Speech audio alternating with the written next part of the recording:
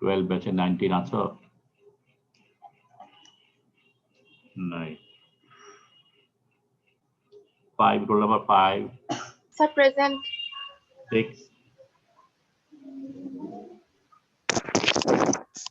6 এসছো?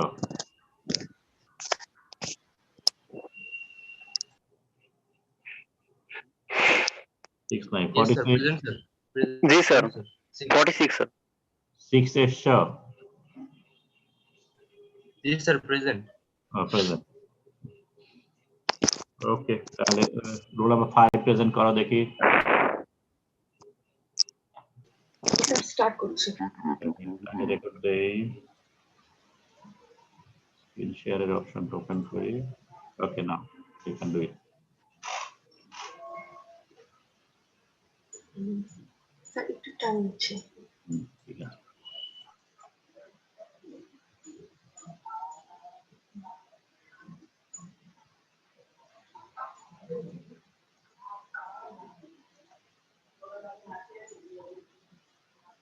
স্যার দেখা যাচ্ছে?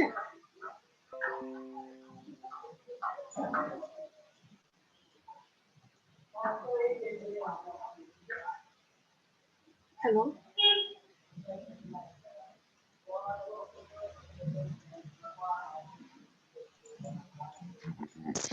হুমারে দেখা যায়। আচ্ছা। শুরু করো। Good morning, everyone. I'm Humayra Tabassum, Role 5 from Group 1, and my today's presentation topic is pattern making. So here are the contents we will go through in this presentation, and I'll just skip this. So what are patterns?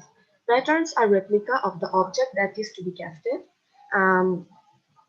Here we can see in this figure that this is the pattern and these are cores and feeder. So the pattern actually has the shape of the object, the outer shape of the object. It may be hollow or maybe solid. You will see this in later different types of pattern. So however, patterns are actually made so that it can form some impression in the mold, so that when we pour the metal, uh, so when we pour metal into the mold, then the metal will, upon solidifying, the metal will assume the exact shape of that pattern. So the process of making pattern is called pattern making. So what are the functions of patterns? So as you can see here, that pattern prepares that cavity in the mold that makes the casting. So pattern can also contain core prints, also can make the part of riser or runner or gates. So when the patterns are properly made and when it has a good finish or a smooth surface, it reduces the casting defects drastically. So it is also said that as the pattern goes, so goes the casting. So having a good pattern, a smooth finished pattern is very important for having a good casting. So what are patterns made of? So the pattern material has to be easily, it has to have some criteria. These are the criteria. It has to be easily worked, shaped, and joined. The pattern material has to be light in weight. It has to be strong, hard, and durable. And it should have dimensional stability in all situations, in high temperature and high pressure. And it should be easily available at low cost. It should be repairable, and we should be able to use it so that we don't have to use a lot of money in this. And the surface finish has to be good. Like we have said before, if the surface finish is smooth, the casting becomes actually less defectful. So these are the 5 pattern materials that are commonly used: wood, metal, plastic, plasters, and waxes.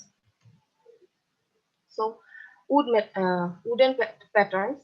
So these wooden patterns are used when the casting number is very small and the pattern size is very large. So the advantages are that, as we know, wood is inexpensive. These are easily available in large quantities, and these are easy to fabricate because we know shaping wood is easy. these are light in weight. It is easy to carry around and work with. They can be repaired very easily, and they can have a good surface finish. So some common woods that we use for making patterns are teak, pine, mahogany, and deodar. So we have learned about the good sides, the advantages, but there are some limitations as well. So as we know that wood contains moisture inside them, so they are susceptible to shrinkage and swelling. Um, they are poor in wear resistance. They can be easily abraded by the sandwork. They can absorb moisture and become wrapped. Um, they cannot withstand the rough handling during stand action, and their life is very short. That's why we have said here that when the casting number is small and we don't have to use it repeatedly. Okay, now metal patterns. When the casting number is large, we will have to when we have to make lots of patterns. Sorry, lots of castings from one single master pattern. Then we will have to use metal patterns. The advantages are that metal do not absorb moisture. They are much more stronger. They possess longer life.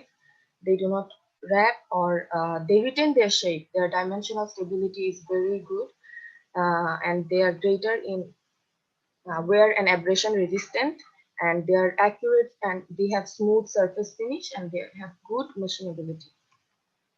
So again, there are some limitations in metal patterns, that they are expensive, they require a lot of machining for accuracy, and they cannot be easily repaired, and ferrous patterns get rusted, as we can see here in this figure. Metal patterns are heavyweight, and that's why it's difficult to handle. So metal patterns are used when the casting has a small size. Some commonly used metals used for pattern making are cast iron, aluminum and its alloys, steel, white metal, brass, etc. So coming to plastic patterns, as we can see here, this white one is made of plastic. It's the pattern, and this one is a metal pattern. The advantages are that they are very durable. They have a smooth surface. They are moisture resistant, thus their shape won't change. They have good dimensional stability. They are lightweight, very lightweight, lighter than wood. They have good strength, wear, and corrosion resistance. They're easy to make, and they are resistant to chemical attacks. So plastic patterns are very good.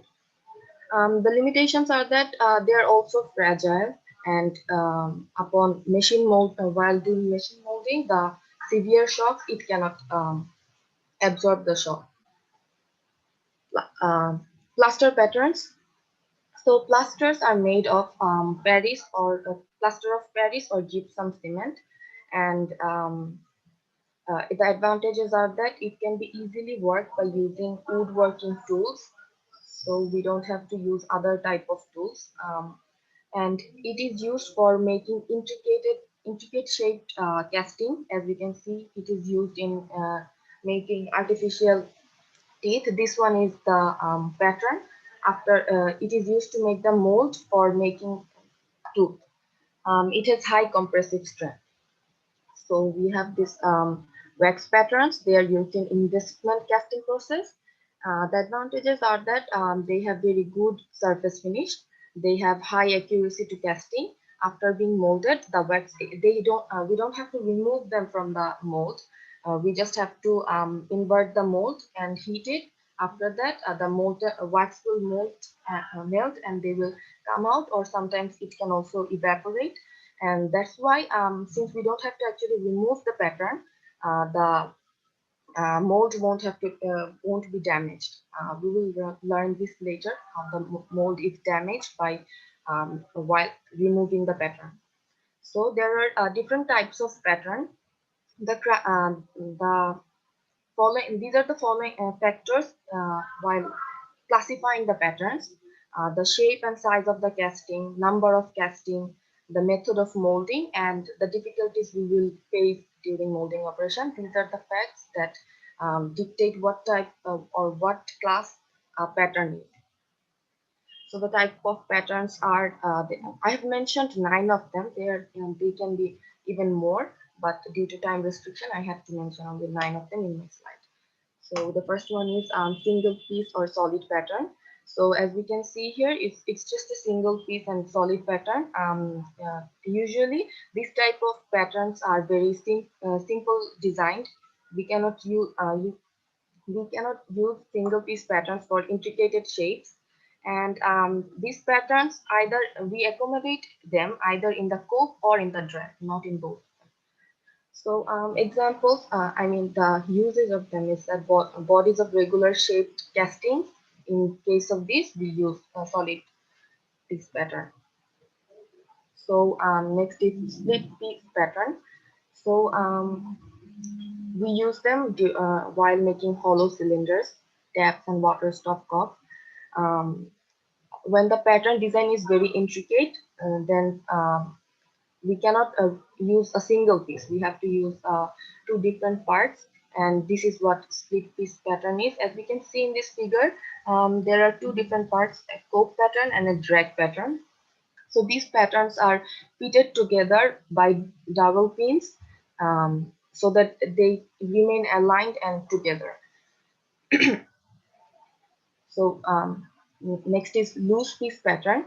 Sometimes, as you can see in this picture, sometimes the removal of the pattern is difficult. Like if we see here, if this was my pattern, upon removing this pattern, this part of the um, mold would have been damaged. So then we use, in cases like this, we use loose piece patterns. So this is the main pattern. This is a loose piece. We put them together. After removing the main pattern, we remove the loose pattern. They are also connected to each other by using double pins. So cope and drag pattern. Cope and drag parts of the pattern are mounted on separate plates. Um, so this is used for high-speed machinized molding, so that we can do the casting in a faster rate. So when we make cope part and drag part separately using separate molding machines, then the time required for producing them is reduced. That's why it is used in high-speed machinized molding. Now, match plate pattern. So this is the match plate, as we can see in this figure. This is connected to either the cope pattern or the drag pattern. So as we can see in this figure, sometimes this is also the match plate pattern. Um, So this is either connected to the drag or the cope part, and this is normally used in machine molding. And um, by using this, we can eliminate the mismatch of the cope and the drag cavities. This is also very important. Sweep pattern. So a sweep pattern, as we can see in this figure, it is very helpful, since in this sweep pattern, a wooden board is made as a sweep pattern, and this sweeps the shape of the casting into the sand around the circumferences. Actually, this is the center of the sweep pattern. So it wrote when we pour the metal into it. After that, the sweep goes circles around this center, and thus the metal is stuck into the outer circumferences of this shape and assumes this shape upon solidifying. So this helps us to make hollow and symmetrical stuffs, and this actually reduces the cost of making castings.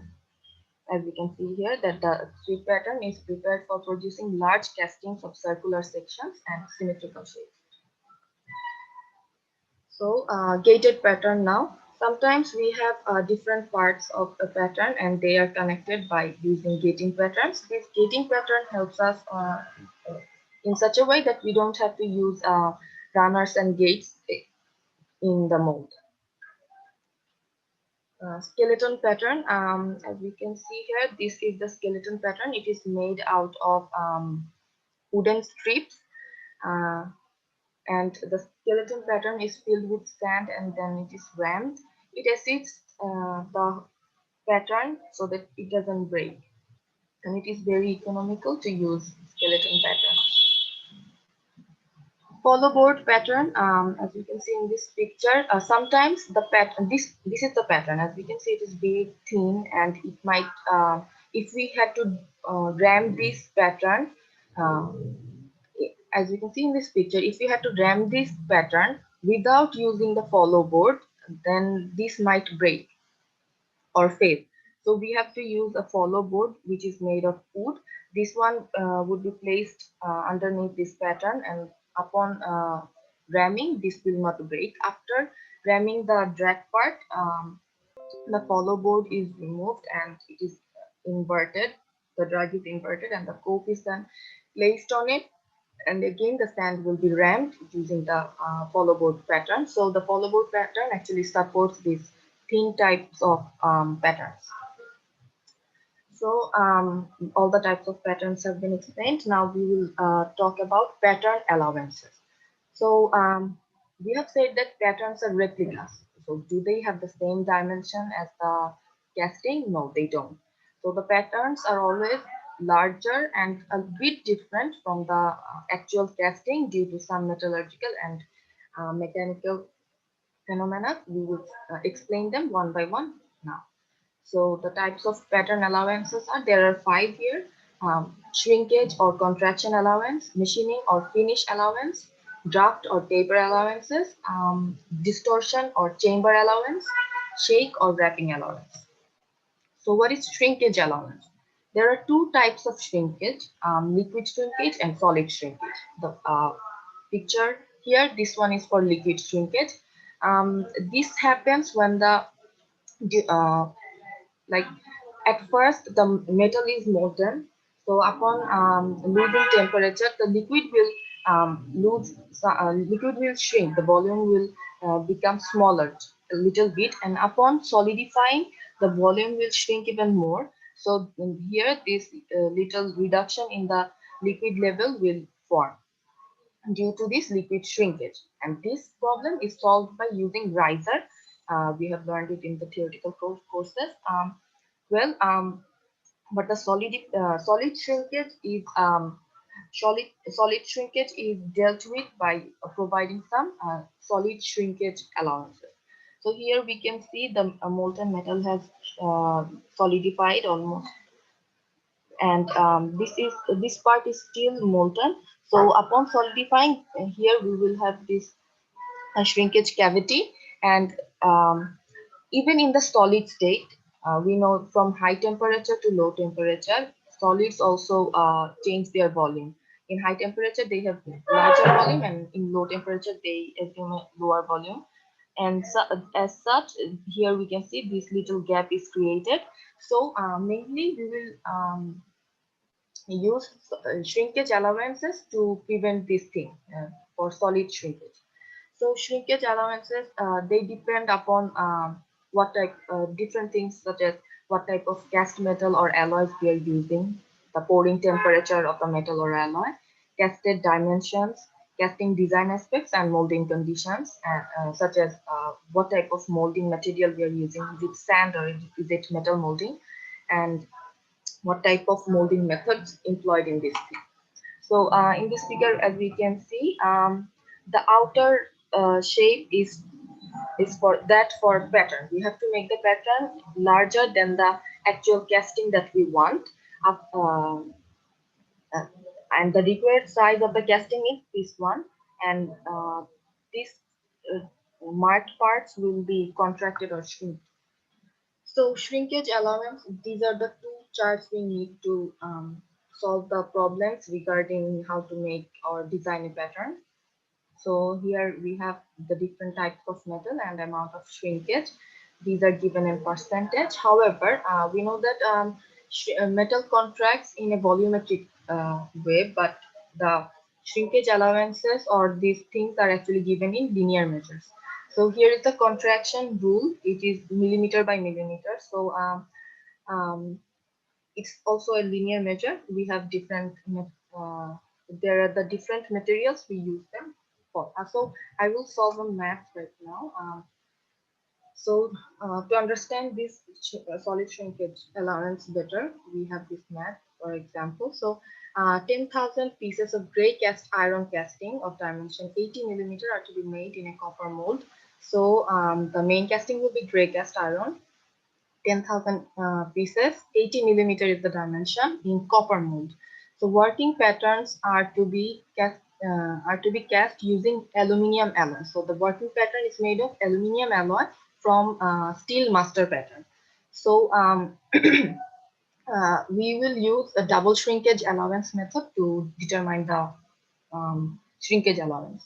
So here it is written that the solid master pattern must have a double shrinkage allowance. Why? Because our working pattern is made of aluminium, which is also a metal. It will also shrink, and again the final casting is made of gray cast iron, which will also shrink. That's why we have to use double shrinkage allowance. So allowance for aluminium alloy. So here it is written 80 millimeter. This is the dimension. 12 by 1000 millimeter by millimeter. So why did we use 12? Let's see that. So here we can see that aluminium alloys. So they have, according to the contraction rule, it will be 12 by 1000. So again, allowance for cast iron, it is 8 by 1000 millimeter by millimeter. So here we get the allowances for the both. Then we sum them, which is 1.60 millimeter. Finally, we add this summation, these allowances with the actual dimension, and then we will get the dimension of the master pattern, which is made of steel. So now coming to machine allowances. Sometimes it is seen that the castings are oxided in the mold. They get heat treatment and have scales formed on them. So to remove these kinds of problems such as scales or oxidized uh, outer surface, to remove the surface roughness, we have to machine the cast material. So we have to leave some machining allowances. Here we can see that the total dimension of the rough casting is these two parts, and we will have to keep 2 to 10 millimeter machining allowance. This is denoted by the ash part, and after machining the casted part, the black one will be the surface of the casting. So machining allowances depend on the nature of metals, what kind of metal we are using, the size and shape of the casting, the type of machining operations to be employed for cleaning the casting. Here are different machining allowances for different materials. They are all, so as you can see here, cast iron has to cast iron for large size casting. The dimensions are also mentioned. It will we will have to leave 10 millimeter. If it's medium size casting, we will have to leave 3 millimeter as machining allowances. The rest are also given.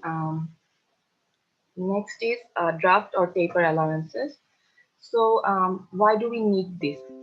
It is seen that when we remove the pattern from the mold, if we don't give any draft or taper allowances, let me just show here. So if we use the if we do not use draft or taper allowances, upon removing the patterns, the mold will be damaged. It might have cracks formed or break.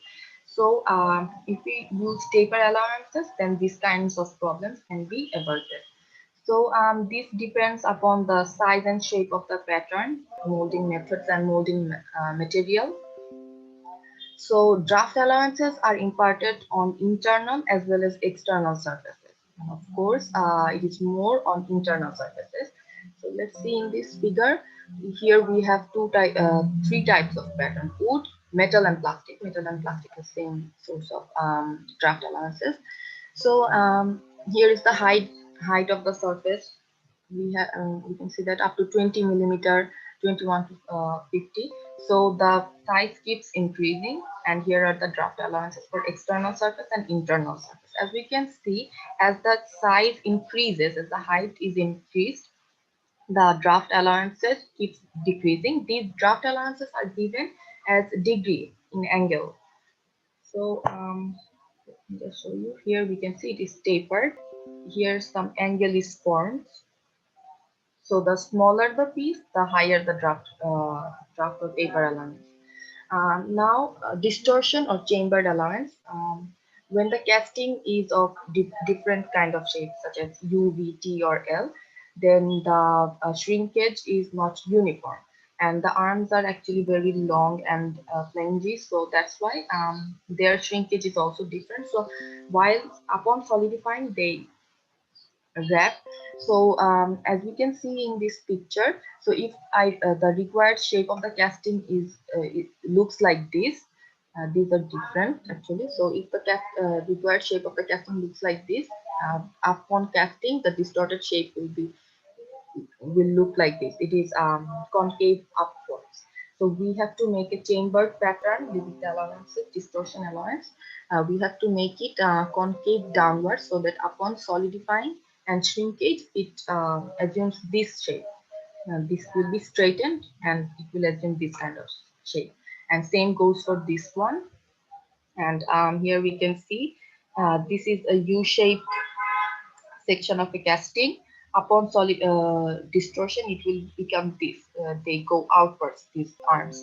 But if we make them not exact in U shape, we just put them closer to each other, then upon solidifying and distortion, they will assume exactly U shape. So this is distortion or chamber allowances. Now shake allowances. So we have seen during the lab, when we remove the pattern from the mold, we actually hammer them with an wooden piece, or actually strike them with a wooden piece. And upon doing that, we do it from sidewise. So upon doing this, the mold cavity actually enlarges.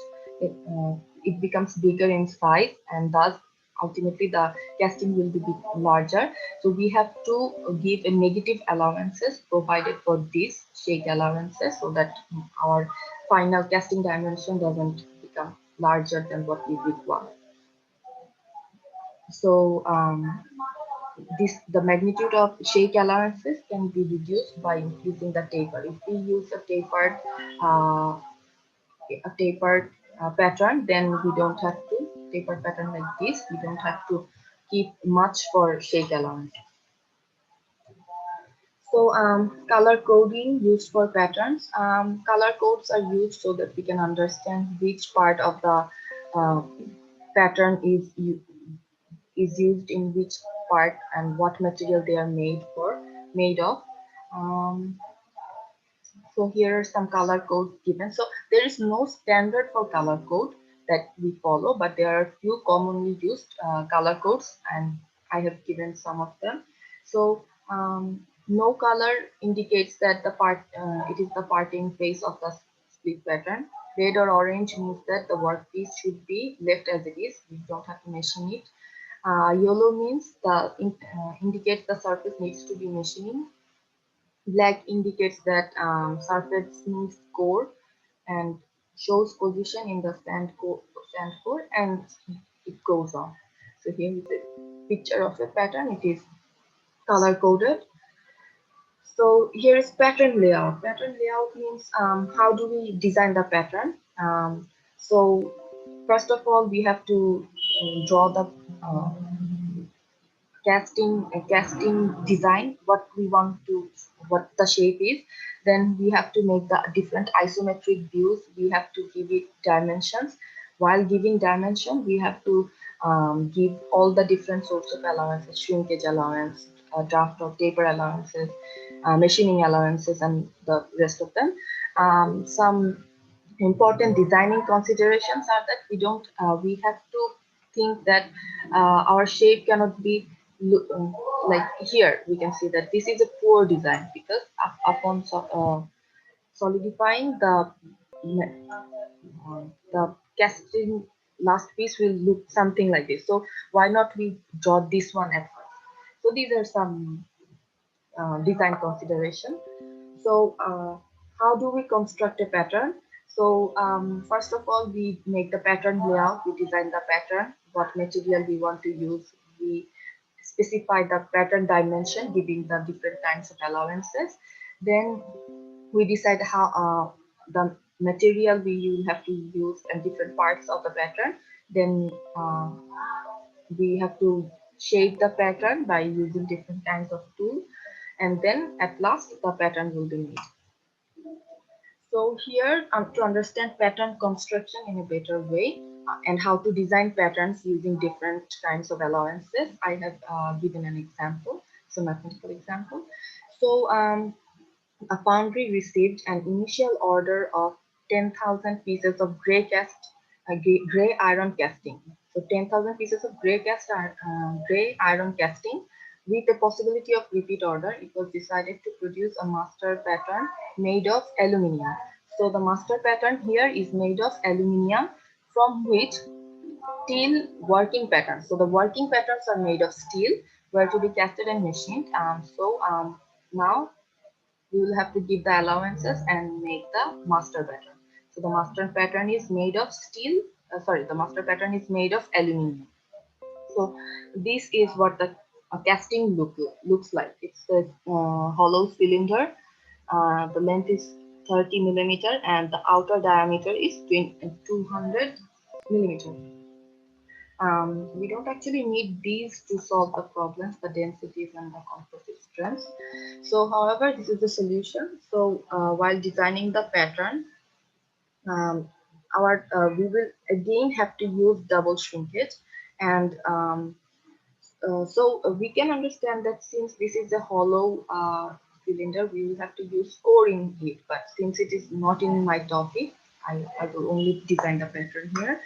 So we will only work with the outer diameter, which is D naught, 200 millimeter. So also we will have to use split pattern in this. This is the drag part, this is the core part. So we will do the calculations for the core part.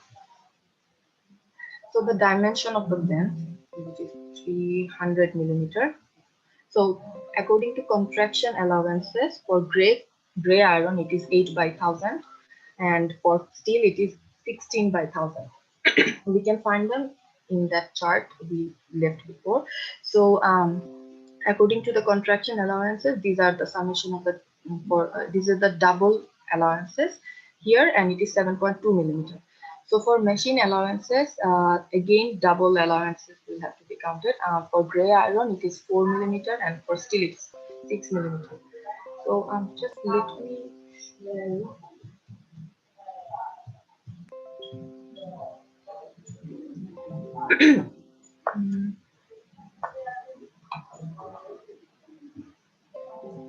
So here we can see we have steel and cast iron. Okay. So for large casting, they are above 1000 millimeters. So ours is medium casting size, somewhere between large and medium, because the length is 300 millimeter. So we have assumed this. For cast iron, it is used as 4, and for cast steel, it is 6. The value is 6.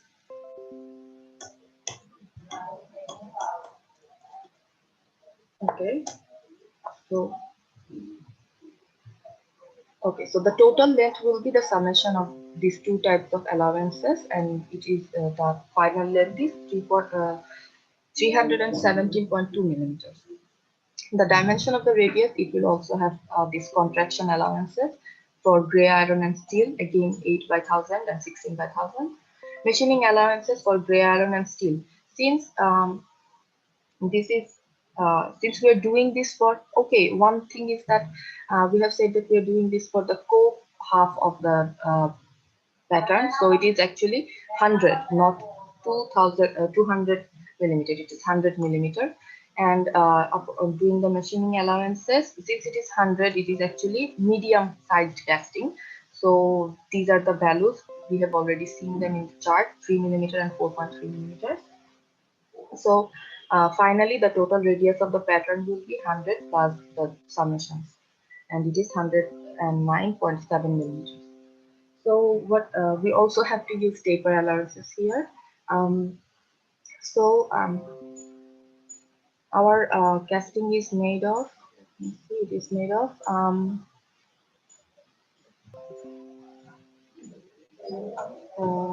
Okay, the main casting is made of gray iron casting. So it is made of metal. So how much taper allowances should we provide? It is of 100 millimeter. Okay, the height is 100 millimeter. So for 100, we will have 0.5 degree in the external surface. So the taper allowances is 0.5 degree. So in the figure, we will use the tan theta formula. So this length is r tan theta. Theta is 0.5, and the final result will be 0.96 millimeters. So the length, this part L2 will be L1 minus twice A, and then so this angle here is 0.5 degree or 30 minutes when we use the taper analysis. So this is the design actually, and I hope everyone understood what I tried to explain. Thanks everyone. Do you have any questions? First of all, আমার কথা শুনতে পাচ্ছ? জি sir. তোমাদের presentation time দেওয়া হয়েছিল 20 minute, তুমি present করলা about 40 minutes, double time দিয়ে। তুমি যদি এটা থিসিস প্রেজেন্ট করতা তাহলে পরে তোমার থিসিস প্রেজেন্টেশনই হইতো না, তার আগে অনেক আগেই বন্ধ করে দিই, তুমি কিছুই প্রেজেন্ট করতে পারতে না। So presentation time management is very important. তুমি এত সময় ধরে প্রেজেন্টেশন দিলা, তুমি আরেকটা গ্রুপে প্রেজেন্টেশন খেয়ে ফেলছো, এটা কি তাহলে পরে তোমাকে এখন কি করবো বলো?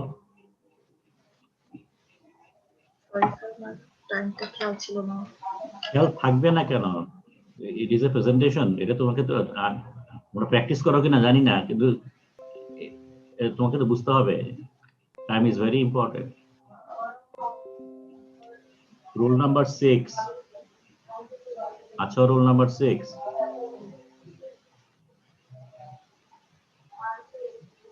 রুল নাম্বার 6 আছো? নাই, রুল নাম্বার 46 আছো? জি স্যার, জি স্যার। ও এখানে প্রেজেন্টেশনের সময় একটা জিনিস বলেছে, এই ম্যাচ প্লেট প্যাটার্ন, এটা জিনিসটা কি বলো দেখি, একটু এক্সপ্লেইন করো। জি স্যার। ম্যাচ প্লেট প্যাটার্ন, প্যাটার্নে অনেকগুলো ক্লাসিফিকেশন বললো না? জি স্যার। সেখানে একটা ছিল ম্যাচ প্লেট প্যাটার্ন। এই ম্যাচ প্লেট প্যাটার্নটা কাকে বলে বলো দেখি, কখন ইউজ করা হয়?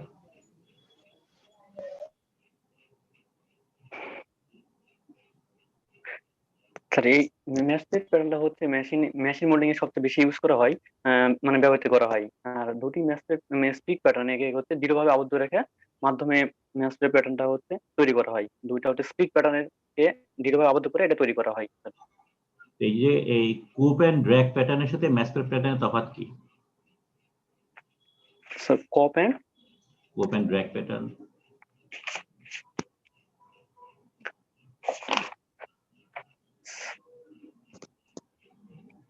তোমরা কি পড়াশোনা করো নাই? স্যার করছি স্যার। হ্যাঁ করছো, মানে তাহলে তুমি এখন খাতা শীট দেখছিস কেন?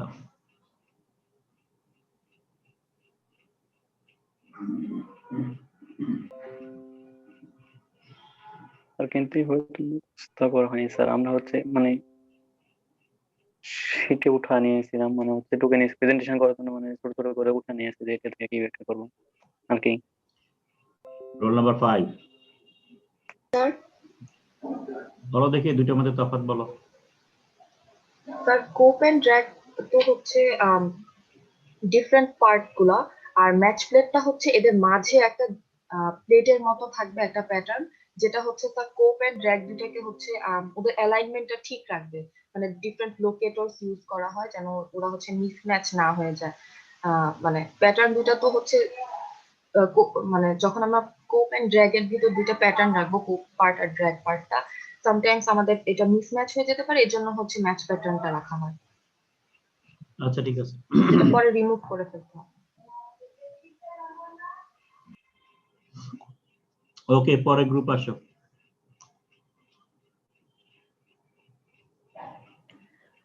স্যার গ্রুপ 2 থেকে আমি রোল 8 আছি। গ্রুপ 2 থেকে রোল 8 আছো, রোল নাম্বার 9 আছো? Yes, sir. Roll number 9. 13 ব্যাচে 29 আছো? 13 ব্যাচে 20 আছো? নাই, দুইজনে নাই। ওকে, রোল নাম্বার 8 প্রেজেন্ট করো দেখি। টাইম ম্যানেজমেন্ট খেয়াল করবা। জি স্যার। ওকে,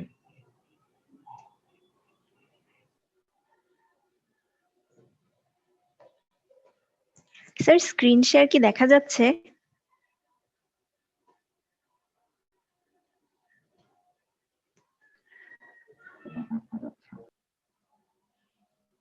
স্যার স্ক্রিন শেয়ার কি দেখতে পাচ্ছেন? দেখতে পাচ্ছি, কিন্তু ছোট কেন? এটা এই করো, জি স্যার। উল্টে গেল তো। ওকে, fine. Assalamu alaikum. I am Kaji Noshin Abha, and now I am going to discuss about core making for casting process. This is a small outline of the topics. And what is a core? Cores are basically independent units which we use in the casting process to form internal cavities and angles which cannot be formed from the pattern alone. So it is basically an obstruction which, when placed in the mold, does not allow liquid metal to fill up the space occupied by the core itself. So cores are required to create recess, undercut, interior cavities. They can form design features that are extremely difficult to form by simple casting. So we have two types of cores. One is permanent and the other is dispensable. Permanent cores are seen in die casting and dispensable cores are seen in sand casting.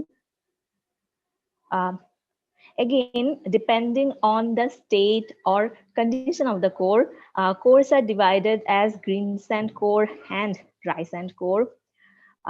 The green sand core is formed by the pattern itself. So we can say that the core is a part of the mold, and so there is no difference between the molding sand and the core sand. Dry sand core.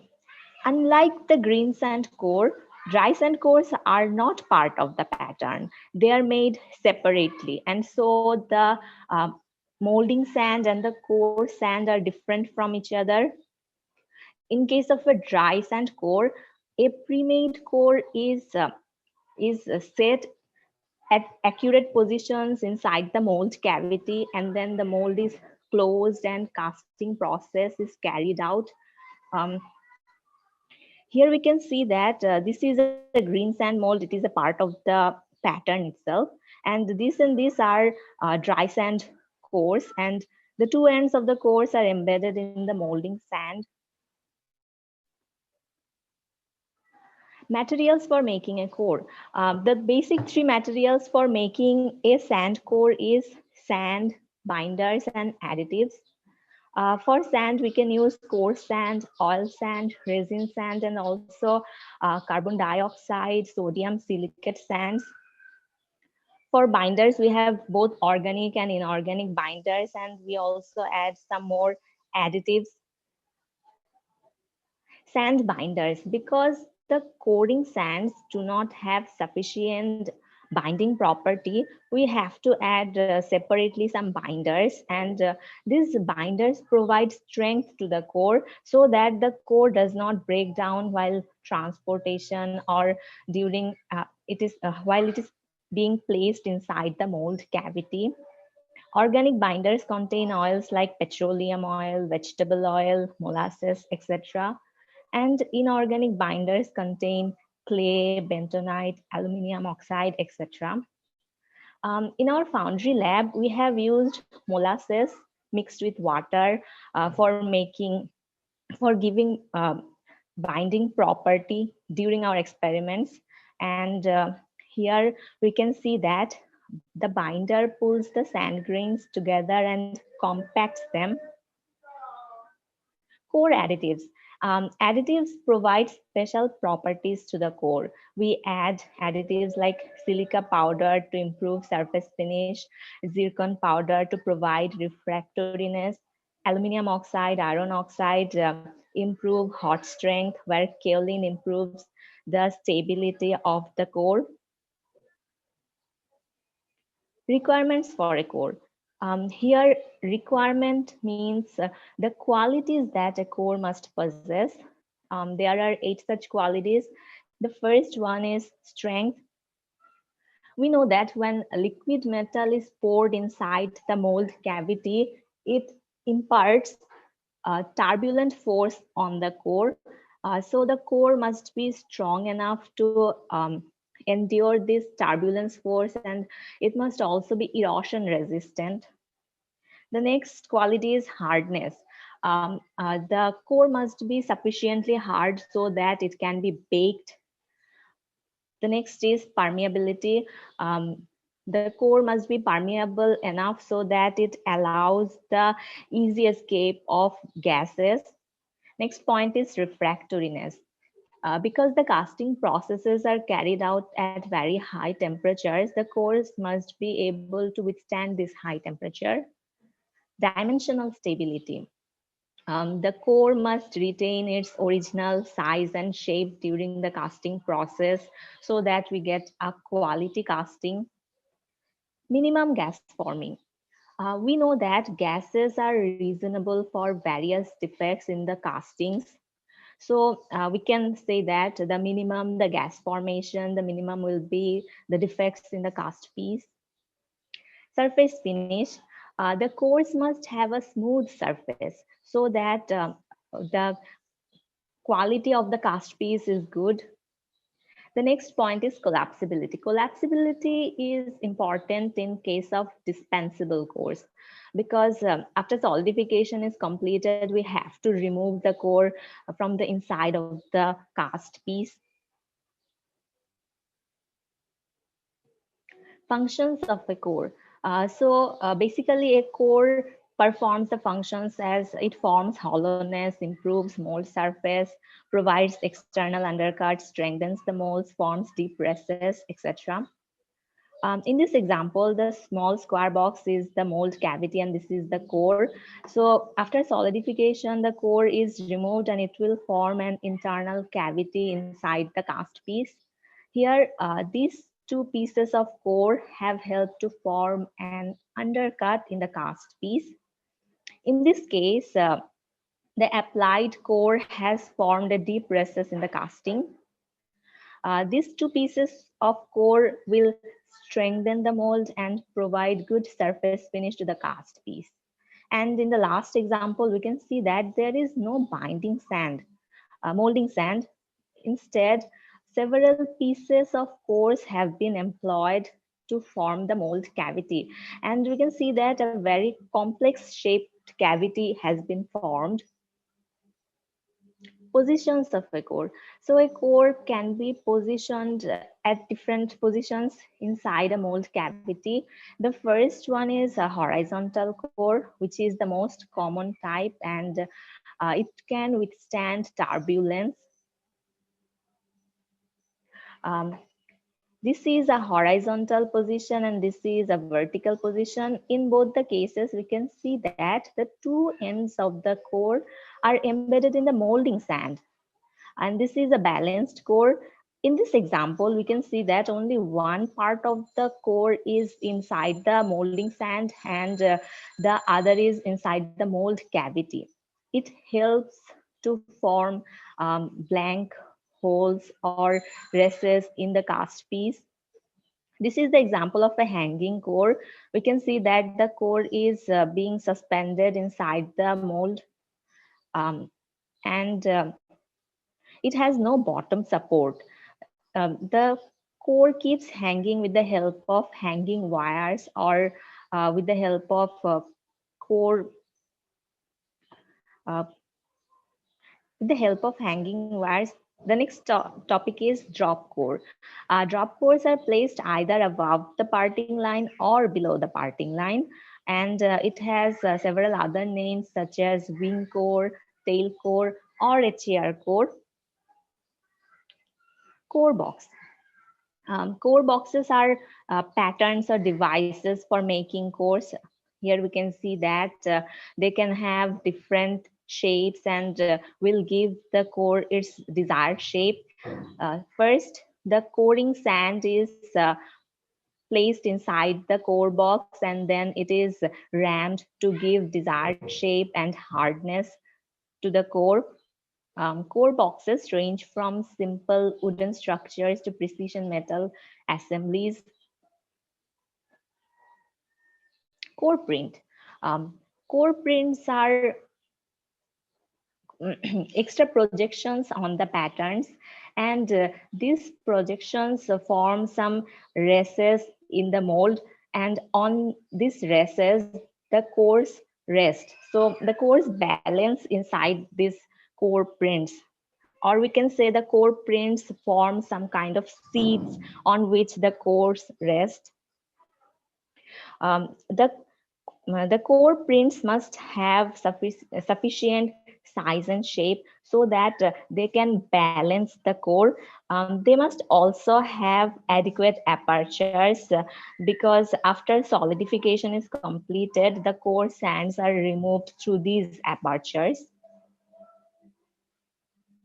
Core design and analysis. So during core design, core print design is an important factor. And while we are designing the core prints, we have to keep several things in mind. For example, the core print must be able to balance the core. Secondly, when liquid metal is poured inside the mold cavity, it will impart some buoyant force on the core. So the core print must be able to withstand this buoyant force. The core print should be able to minimize the shifting of the core, the deflection of the core, and it must also be able to maximize the heat transfer from the core to the molding sand, and also the gas escape from the core to the molding sand. Finishing and setting of core. So after a core is rammed inside a core box and then it is baked, and after that it has to undergo some polishing operations such as cleaning, trimming, brushing, etc. And after all this is done, the core is set inside the mold cavity, and this setting can be done by either hand or by machine. So when we are using a very simple or a very small casting, the core can be set inside the cast piece by hand. But when we are casting a very large piece or a very complex piece, or automatic casting is being used, then we have to take the help of a machine for setting the core in its right position. Core shifting. So we have already said that when liquid metal is poured, it imparts a buoyant force on the core. And if the core is very thin, it will tend to shift from its original position, and sometimes it will float at the upper surface of the mold cavity.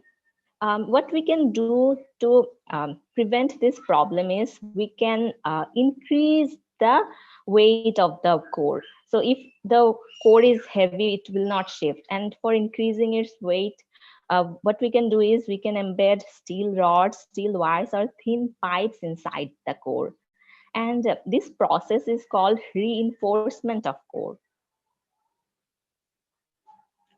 Core chaplets. So when our cores are really long and they have support only at the two ends, it will tend to sag at the middle part.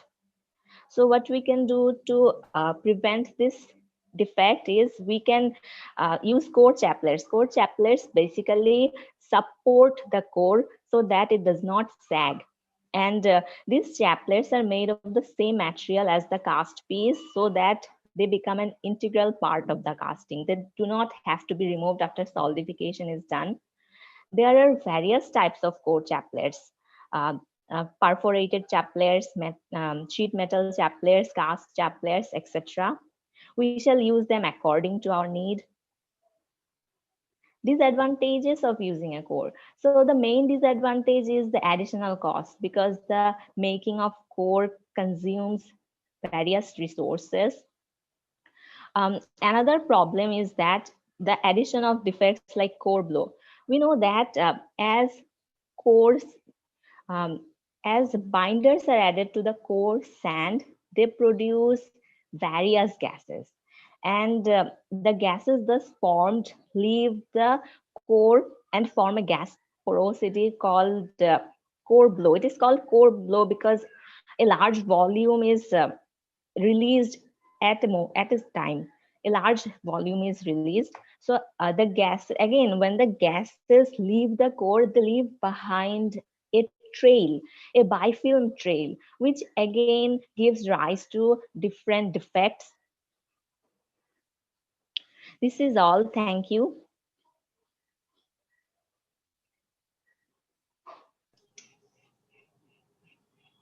Rule number 9.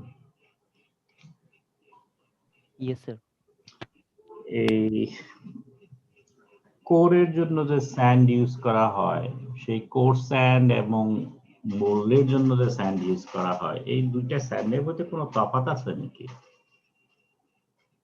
Sir green স্যান্ডের জন্য আমরা যেটা মানে green sand use করি সেক্ষেত্রে হচ্ছে core sand আর mould sand same থাকে, কিন্তু যখন ড্রাই স্যান্ড ইউজ করি তখন দুইটা আলাদা আলাদা থাকে।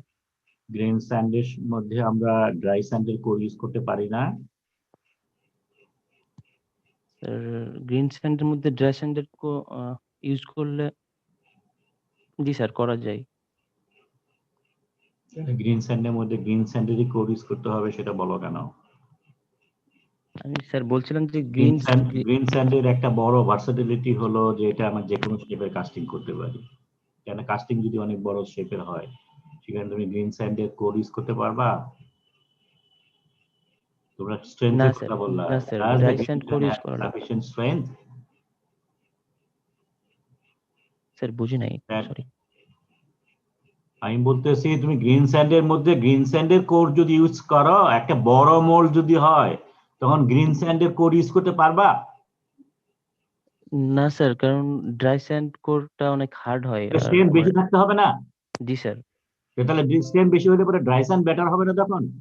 জি স্যার, ওটাই ড্রাই স্যান্ড কোরের স্ট্রেংথটা বেশি হওয়ার কারণে ড্রাই স্যান্ড স্যান্ডের কোর। ক্যারেক্টারিস্টিক্স কি তফাৎ হবে? তুমি এখানে যে স্যান্ড ইউজ করছো, whether dry sand whether green sand, যেটা ইউজ করো না কেন, মোল্ডিং স্যান্ডের সাথে কোর স্যান্ডের কোনো তফাৎ আছে কিনা ক্যারেক্টারিস্টিক্স এর? স্যার মোল্ডিং স্যান্ডের স্ট্রেংথটা কম হয়, বাট কোর স্যান্ডের স্ট্রেংথটা একটু বেশি হবে। ঠিক আছে, আর কি তফাৎটা কি? একটা তো স্ট্রেংথের কথা বললা। রুল নাম্বার 8 বলো, কি তফাৎ? স্যার গ্রিন স্যান্ড মোল্ডে আমাদের ময়েশ্চার বেশি হবে, তো আমরা যদি ওটাকে কোর হিসেবে ইউজ করতে চাই তাহলে আমরা ওটাকে বেকড করে নিতে পারি, যাতে ময়েশ্চার দূর হয়ে যায় আর আমাদের স্ট্রেংথ, হার্ডনেস এগুলো বাড়ে। আর কি? আর স্যার বাইন্ডার ইউজ করতে পারি। বাইন্ডার ইউজ করতে হবে না, তোমার স্ট্রেংথ করতে আসবে। জি স্যার। স্যান্ডের কম্পেয়ার করো, স্যান্ড, শুধু স্যান্ড বলো, দুইটা স্যান্ডের মধ্যে কোনো তফাৎ থাকবে? না স্যার। তফাৎ থাকবে না। পারমিয়াবিলিটি বুঝো? পারমিয়াবিলিটি কাকে বলে? জি স্যার, পারমিয়াবিলিটি হচ্ছে গ্যাস এসকেপ করার এবিলিটি যেটা। তো তুমি যদি একটা একটা মোল্ডের মধ্যে মোল্ড স্যান্ড এবং কোর ইউজ করেছো, দুইটার মধ্যে কার পারমিয়াবিলিটি বেশি লাগবে?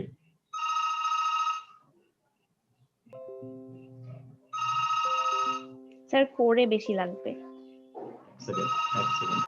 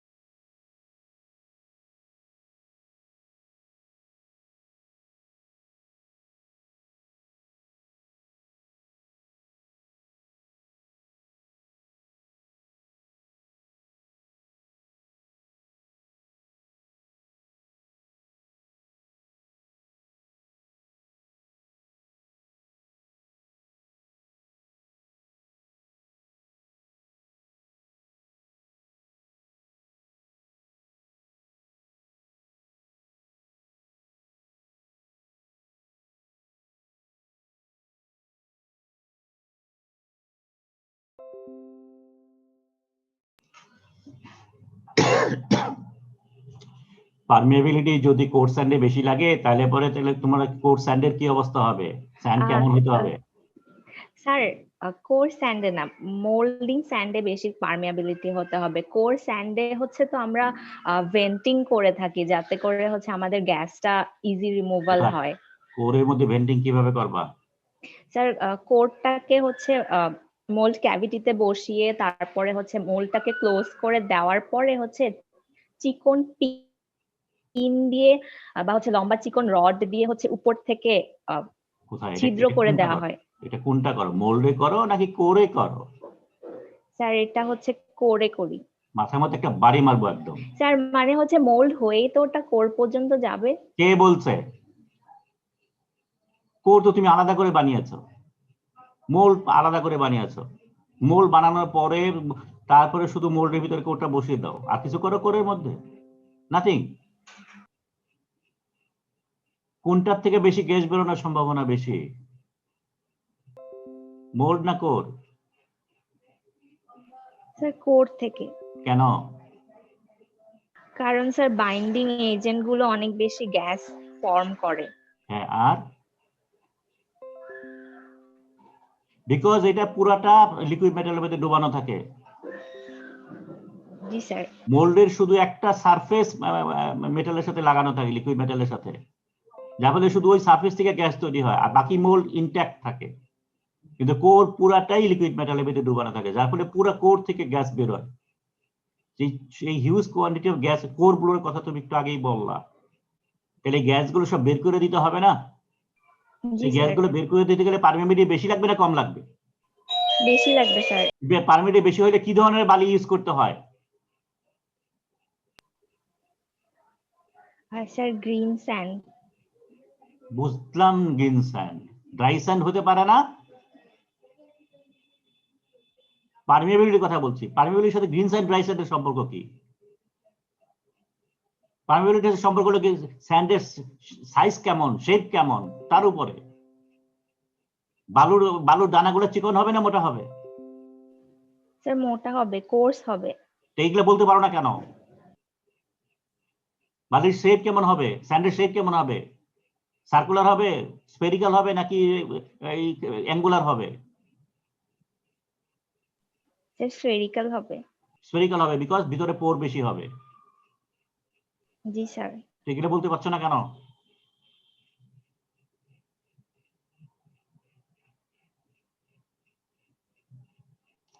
ওকে, গ্রুপ 3 আছো কেউ? জি স্যার। ওকে, গ্রুপ 3 তে কারা আছো? গ্রুপ 3 তে আছো 1441 কি আছো?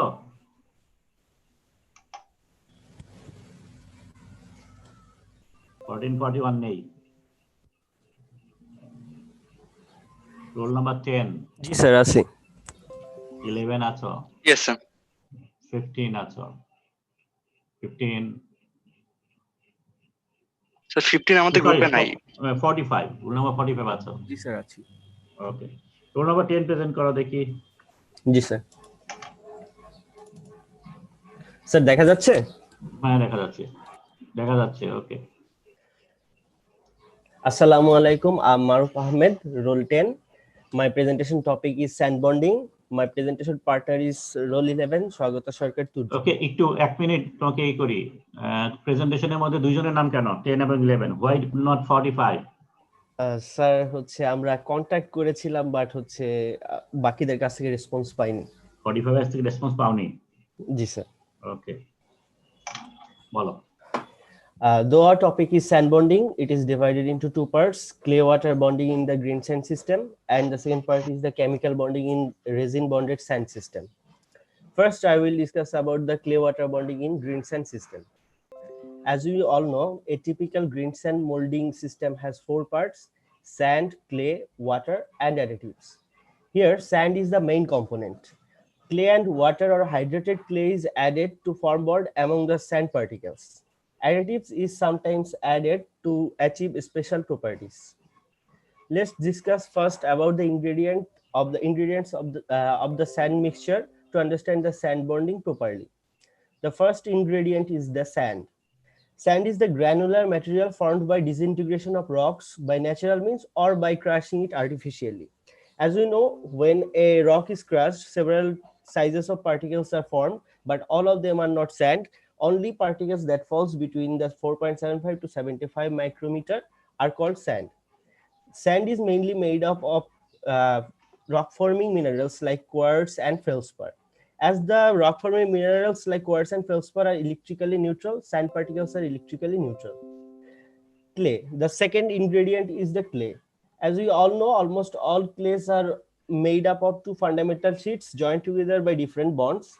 These sheets are tetrahedral silica sheet and octahedral alumina gibbsite sheet.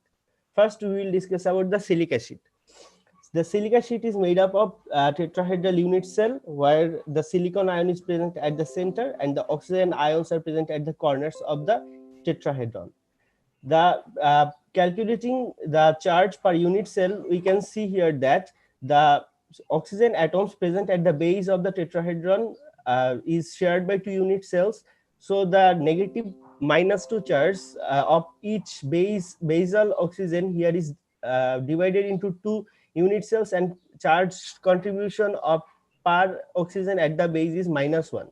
But the topmost oxygen doesn't share with any other unit cells, so the charge contribution is -2 per unit cell. The silicon ion is present at the center and doesn't share with any other unit cell, so the charge contribution is +4. So the total net charge per unit cell is -1. And as we know, the silica sheet is combined of all the tetrahedron unit cell, and the unit cell is negatively charged, so that so the silica sheet is negatively charged, and this silica sheet is present in the clay, so the clay surface is always unstable and attracts the cations like sodium and potassium ions very effectively. The last ingredient is water. Water is a non-inorganic dipolar compound with dipole moment. The atoms of the water is combined through hydrogen bond. As we have discussed that the sand is made up of minerals like quartz and feldspar, and these are strong but electrically neutral, so there is no charge, so bonding between two sand particles is not possible. So to have a bonding, we add hydrated clay as a bond forming agent. The bonding mechanism can be divided into three parts. The first one is the bonding due to electrostatic force. The second one is the bonding due to interparticle friction, and bonding due to the surface tension force. First, I will discuss about the bonding due to electrostatic force.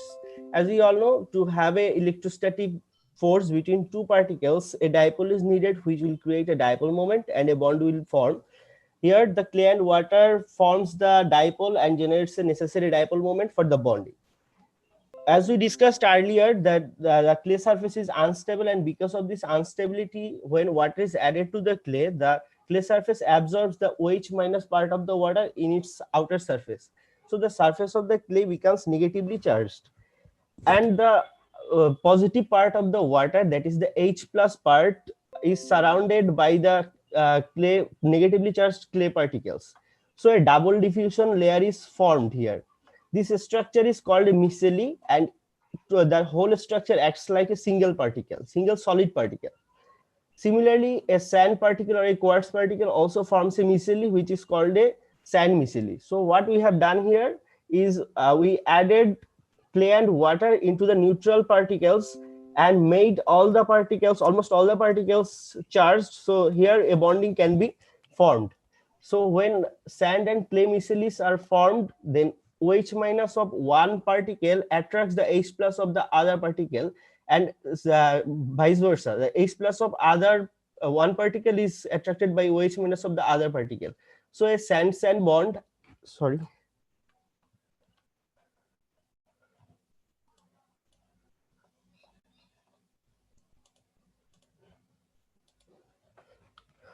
So a sand-sand bond and a clay-clay bond is formed. But maximum attraction is obtained when the distance between the particles is optimum, let's say x. This distance is influenced by the water present in the clay. So here three cases can occur. The case 1 is the insufficient level of water. When water present in the system is insufficient, then the hydration will be insufficient and the dipole created will be insufficient. So the strength or bonding will be very low, and the green strength will increase with the increasing amount of water up to a maximum level, which is the optimum level of water, and this is the case 2. When water present in the system is optimum, then optimum hydration will occur. This will cause optimum bonding between the particles, and the molecular distance, so interparticle distance will be the optimum distance, that is say x1. This is the point here. The green strength is here is the maximum. But what if we add more water in the system? Then this will cause the case 3, the excess water. When amount of water is increased further, then the water will reside between the particles, and the at interparticle distance will increase then x1, that is x2. X1 is clearly here, x2 is clearly here greater than x1. So as the interparticle distance increases, the force between the particles will decrease, so does the strength. So with the increasing amount of water, here the strength is decreasing. Next mechanism is the bonding due to interparticle friction. When ramming is done, particles are compressed together hard against each other, so particles get jammed and interparticle friction increases and particle sticks to one another, so further deformation is hindered and a bond is formed. The last mechanism is the bonding by surface tension forces. As we discussed, water present in the clay are of two types. One is water absorbed in the clay surface and excess water among the particles. The water binds the clay particles by surface tension force mainly. Here, when water is added by capillary action, water enters between two particles here, and the clay water surface acts as a stressed membrane and holds all the particles together, and bond is formed. The next topic is chemical bonding in the resin bonded sand system. As we all know, a wide set of chemical binders are used in this process. These binders can be classified according to many properties, but mainly they are of two kinds, organic and inorganic. But in terms of method of uses, this can be of two kinds, self-hardening mixtures and with triggered hardening mixtures. Self-hardening mixtures are those where when binders, sands, and catalysts are added or mixed, then the reaction, bonding reactions starts spontaneously. Here no triggering is needed. But in the case of triggered hardening, after mixing sand, binder, and a catalyst, the reaction doesn't start. Here we have to trigger the start of the reaction with any triggering effect like heat or gas flow, etc. Epoxy resin is useful for large pieces since it can form with fiberglass, cloth materials over styrofoam, wood, metal armature, etc. Self-hardening processes have the following steps, like first clean and dry sand is mixed with a binder and a catalyst. Then mixed sand is vibrated, hand rammed into a pattern box or core. Then binder and catalyst start reacting. And after a strip time, the after removal of the pattern, the mold is quite stable and further deformation will hinder. Let's discuss about some definitions so that our further discussion is understood well. First, the work time. It is the time after mixing during when the sand mixture has a compressive stress less than 10 kilopascal. So it is mainly the first stage of the mixing. Here, as the strength is not very high, like 10 kilopascal, the mixture is quite flowable and we can make it any shape. But strip time is the time after mixing at when compressive strength is very high, like 350 kilopascal. And the most of the at this time, the most of the bond are formed and the mold is quite stable. Maximum strength is called the compressive strength developed in a fully hardened mixture. This figure can be as high as 3000 to 5000 kilopascal. Let's discuss about a time compressive strength diagram. From here we can see that at first the compressive strength is very low. This is mainly the work time stage. Here the reaction is not very high, so the bonding is the number of bonding is not quite high. But after a certain time, there is a sharp change or sharp increase in bond strength, and At the end of this chain, this is called the strip time. Here almost 80% of the bonding is done and the competitive resistance is very high. But after strip time, the reaction is again slow, and it continues until 100% of the reaction and gains the maximum strength. So the work time and strip time must be chosen to suit the type and size of the mold and the cores. But for some binders, the reaction at first is very low, then speeds up so to have a work strip time ratio high. Curing. Curing is mainly a process of toughening and hardening of a polymer by cross-linking of polymer chains. Mainly the resins we will use here as binder are hydrocarbons. So the monomers, oligomers will mix together with or without a curing agent during this curing process. In the first part of the reaction, the branch molecules with various architectures are formed, and their molecular weight increases in the time with extent of reaction until the network size is equal to the size of the system. The cross-link density increases until the system reaches the end of the chemical reaction. Mainly epoxy resins are typically cured with use of additives. Here is an example structure of cured epoxy glue. Here triamine is the hardener and is shown in the red color, and the resin is in the black. The resin's epoxide group has reacted with the hardener. The second example is the simplified chemical reaction associated with curing of a drying oil. The dye undergoes first the auto-oxidation, gives a hydroperoxide. Then the hydroperoxide combines with the unsaturated side chain to generate a crosslink. The curing parameter, mainly the optimum curing temperature for most binder is 20 to 25 degrees Celsius, but low temperature retards the curing reaction and causes striping problem. But sand temperature is, if the sand temperature is very high, then it will cause reduction of work time and poor sand flowability, and also increase the problem of fumes from the mixed sand. If the sand temperature regularly falls below 15 degrees Celsius, the use of sand heater should be considered. Sand hardening resin based system. Now we will discuss about some systems. Like first we will discuss about furans. It is a self-setting furans. Self-setting furan sands use a furan resin and an acid catalyst. Here resins are mainly urea formaldehyde, phenol formaldehyde, or urea formaldehyde and phenol formaldehyde mixtures with addition of sulfuryl alcohol. Here the catalyst is the mainly acid, and speed of setting is controlled by the percentage of acid catalyst used and the strength of the acid. The second is the alkaline phenolic resin. The binder is a low viscosity high alkaline phenolic resol resin. The hardener is liquid organic ester. The sand is mixed with the hardener and resin, usually in a continuous mixture. The speed of setting is controlled by the types of ester used. Here is some example of different binding agents like cement slurry, cement, phenolic, epoxy resin, etc. And supporting agent is mainly most of the cases quartz sand. Here some formulation and application, and some advantage and disadvantages are shown. Like for epoxy resin, the advantages are high permeability, high strength, simple operation, etc. Here is another example, sand resin bonding. Here we can see first surface is treated layer by silicone, saline coupling agent. Then there is a pore entanglement, and after it there is an well entanglement. A flowchart of chemical activity is shown. This is another example where base metal is treated with silica-based resin.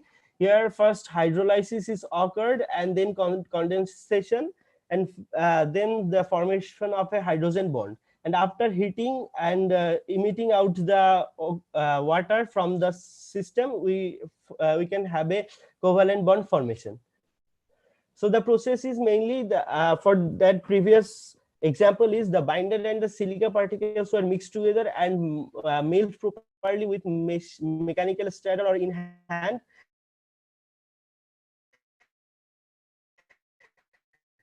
Then it was heated around 100 degrees Celsius for about 2 hours, then the degrees Celsius. The flowchart for physical method is like we will cooling and crushing, molding, post curing, then sand particle kneading, etc. The advantage of sand resin mold. Sand raising, raising sand casting typically produce accurate shape that are superior to the sand casting methods. Here, this process also results in increased surface tension, surface strength when compared to other sand options like green sand mold. The nature of resin and sand casting can help reduce defects such as sand holes, air holes, shrinkage, etc. The process is more flexible and with sizing like fine and grain size sand can be used here. Resin sand casting can produce large iron casting. This casting can range from dozens of kilograms up to several tons. But there are some disadvantages, like resin sand casting is more expensive casting method. This type of casting calls for sophisticated molding equipment and they have low shelf life for water absorption. These are the references, and thank you.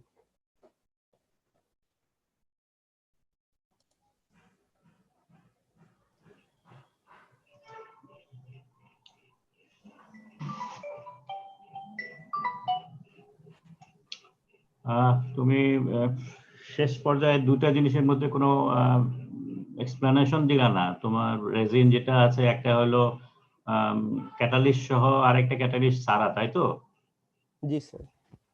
Catalyst ছাড়া যেটা সেটাই কিভাবে করে সেটা তো কিছু বললা না স্যার। ওই যেটা হচ্ছে ট্রিগার, যেটা ট্রিগারটা কথা বললা স্যার। মেইনলি সেলফ হার্ডেনিং এই পার্টটা একটু ফোকাস করা হয়েছে। ট্রিগার সম্পর্কে কেন কি ফোকাস করা হবে? That is the most important burning system. সবকিছু কি তোমার ক্যাটালিস্ট দিয়ে করে না স্যার? তাহলে পরে ওইটা কেন বললা না? Sorry sir. ওইটা তো this is the one of the most important process. Catalyst যে দেয় তার অ্যাডভান্টেজটা কি, ডিসঅ্যাডভান্টেজটা কি, সেগুলো তুমি বললা না তো। রুল নাম্বার 11 ডিসঅ্যাডভান্টেজ বলো দেখি। আমার স্যার ক্যাটালিস্ট সিস্টেমের বলো স্যার। মোস্ট কথা হচ্ছে যে মানে আমরা হার্ডেনিং যখন করতেছি তখন ট্রিগার হার্ডেনিং হইতেছে, তখন আমাদের হিট ট্রিগার প্রসেস লাগতেছে বা গ্যাস ট্রিগার প্রসেস লাগতেছে। সো ডেফিনেটলি দেয়ার ইজ কি বলতেছো? উল্টাপাল্টা কথা বলতেছো sir for trigger hardening process. তো ট্রিগার হার্ডেনিং কথা বলি নাই। ও আচ্ছা স্যার, মানে নরমাল ক্যাটালিস্ট কোনটা ইউজ করে? ও স্যার মানে সেলফ হার্ডেনিং এর একটা প্রসেস হচ্ছে, মানে ক্যাটালিস্ট হিসেবে যে অ্যাড করা যায় ওটার কথা বলতেছেন। আচ্ছা সরি স্যার। এটা ডিসঅ্যাডভান্টেজ কি? সো কিছু কিছু ক্ষেত্রে স্যার অ্যাডিটিভ থেকে যেতে পারে, মানে সেলফ হার্ডেনিং স্যার মানে প্রসেসিং স্লো হয়ে যেতে পারে। সো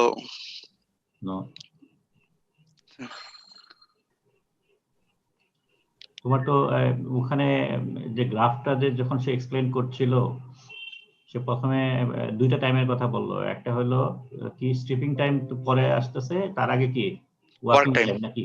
জি sir, work time, strip time. আচ্ছা, ওয়ার্ক টাইম কতটুকু সময় ছিল? স্যার টাইম ডিপেন্ডেন্ট না, এটা ছিল হচ্ছে কম্প্রেসিভ স্ট্রেন্থ ডিপেন্ডেন্ট। তো এটা ছিল 10 কিলোপ্যাসকেল। ঠিক আছে, তোমার যে মানে যেখান থেকে শুরু হলো সেখান থেকে যদি ম্যাক্সিমাম স্ট্রেংথ পর্যন্ত আমি একটা সময়ের একটা স্কেল দাঁড় করাই, তাহলে তোমার ওয়ার্কিং টাইম কত পার্সেন্ট পর্যন্ত ওয়ার্কিং টাইম আছে? স্যার রাফলি 5% টাইম। 5% টাইম, ওকে ঠিক আছে, ধরলাম 5% টাইম। তাহলে 5% টাইমকে যদি আমি সেকেন্ডে কনভার্ট করি তাহলে ডেফিনেটলি কোনো একটা পার্টিকুলার সিস্টেমের জন্য একটা টাইম আছে তো। জি স্যার, বাট ওয়ার্কিং টাইম ওখানে শেষ হয়ে গেল কেন? ওয়ার্কিং টাইম পুরোটা সময় কেন থাকলো না? স্যার ওটা ওয়ার্কিং টাইম ডায়াগ্রাম ছিল না, ওটা sir time dependent compressive strength diagram ছিল পুরোটা সেলফ হার্ডেনিং প্রসেসের জন্য। ঠিক আছে রে বাবা, তুমি এখন নিচে কি ছিল? নিচে স্যার ওই যে আমরা বিভিন্ন পয়েন্টে ডিফাইন করছি, যখন কম্প্রেসিভ টেন্স আছে তখন আমরা দেখাইছি যে এখানে ডেফিনেটলি ওয়ার্ক টাইম আছে। তুমি এখন ওই নিচের মধ্যে একটা ইমাজিনারি একটা টাইম লাইন দিয়ে দাও। জি স্যার, ইমাজিনারি একটা টাইম লাইন দিলে পরে তুমি তো ওখানে বলছো তো এখানে ওয়ার্কিং টাইম, সেটিং টাইম নাকি স্ট্রিপিং টাইম, তারপরে ম্যাক্সিমাম স্ট্রেন্থ যেটা 80% আসছে সেটা কি বলছো? তখন স্যার বলছে time to achieve maximum strength T max. Physically চিন্তা করো, তুমি এখানে বাইন্ডার দিয়েছো, ক্যাটালিস্ট দিয়েছো, একসাথে মিশিয়ে রিঅ্যাকশন কখন, বন্ডিং শুরু হবে কখন? স্যার বন্ডিং করে নাকি সাথে সাথে? স্যার ডেফিনেটলি প্রথমে একবারে যখন ফ্লোয়েবিলিটি থাকে সাথে ক্যাটালিস্টের সাথে যখন রেজিন ইন্টারঅ্যাক্ট করবে সাথে সাথে বন্ডিং শুরু হয়ে যাবে। জি তো বন্ডিং যদি শুরু হয়ে যায় তাহলে পরে তোমার একটা সময় লাগে না? এই যে তুমি যে ওয়ার্কিং টাইম বলতেছো, ওয়ার্কিং টাইম মানে কি? এই সময়ের মধ্যে যদি মোল্ড না বাড়াও, the sand will be bonded তুমি ওইটাতে আর কোনো মোল বানাতে পারবা না। জি স্যার। তো তাইলে পরে এখানে একটা ওয়ার্কিং টাইম বলে একটা ইস্যু আছে। জি তো স্যার। যখন ক্যাটালিস্ট লাগানো থাকে তখন there is a working time, তার মানে মোল বানানো তোমাকে তাড়াহুড়া করে মোল বানাতে হবে within certain period of time.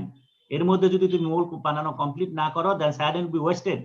You can't produce any kind of mould from this mixture of sand. জি স্যার, একটা স্লাইডে স্যার উল্লেখ করেছি স্যার যে ওয়ার্ক টাইমের স্যার ওয়ার্ক টাইমে এখানে যে এটা এর আগে না ফ্লোয়েবিলিটি থাকে, এর আগে না বানালে হচ্ছে নষ্ট হয়ে যাবে। জি sir, in the slide number 23। Okay, ঠিক আছে। তারপরে গ্রুপ আসো।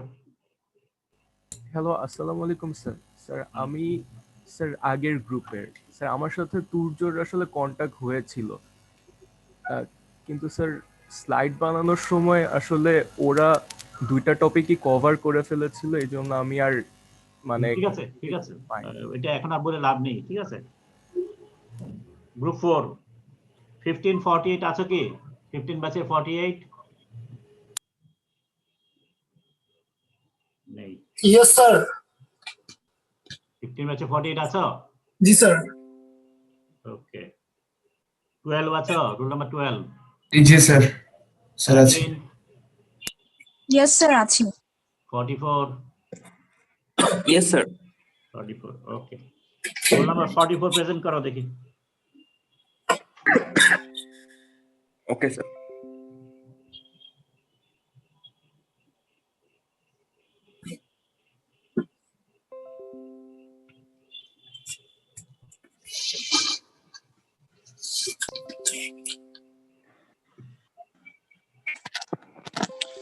Assalamu alaikum.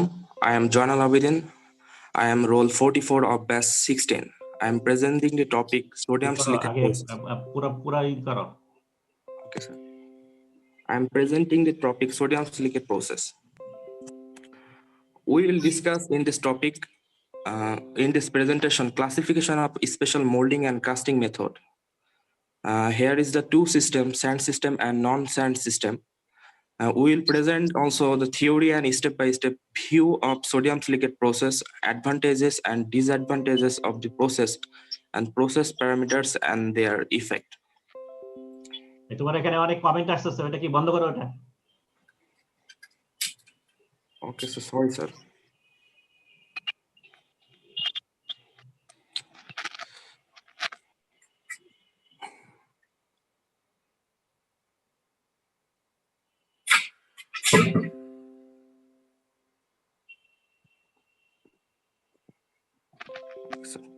Sorry, sir.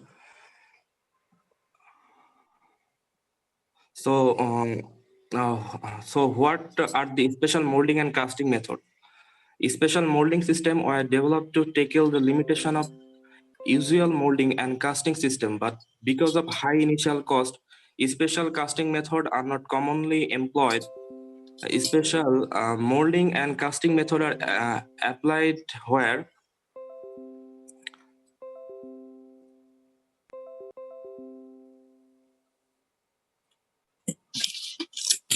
there are two hardening mechanisms takes place. Dehydration by evaporation, the greater dimensional accuracy and better surface finish is required, where higher metallurgical control, very thin casting dense or finer grain structure are required also. Sand-based special method are sodium silicate process, shell molding, the V process investment casting. Non-sand based special molding are gravity die, pressure die, continuous casting and centrifugal casting. এই তুমি দেখাচ্ছ একটা, বলতেছো আরেকটা, ব্যাপারটা কি sir? Roll number 12 আছে? Sir আছি স্যার। রোল নাম্বার 12 প্রেজেন্ট করো।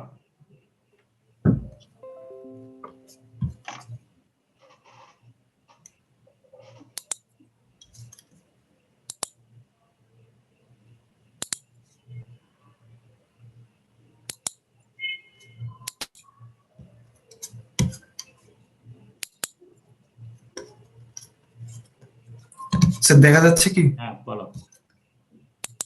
শুরু থেকে বলবো নাকি? Assalamu alaikum. I'm Afif Ahmed Julkarnain, roll 12 of batch 16. Today I'm presenting the topic sodium silicate process. Here we will discuss classification of special molding and casting methods, theory and step-by-step view of sodium silicate process, advantages and disadvantages of process and process parameters and their effects. So what are the special molding and casting methods? Special molding systems were developed to tackle the limitations of usual molding and casting methods. But because of high initial cost, special casting methods are not commonly employed. Sand-based methods are sodium silicate process, shell molding, the V process, investment casting. Non-sand-based methods are gravity die, pressure die, continuous casting, and centrifugal casting. Special molding and casting methods are applied where greater dimensional accuracy and better surface finish is required, where higher metallurgical control, very thin casting, or finer grain structures are required.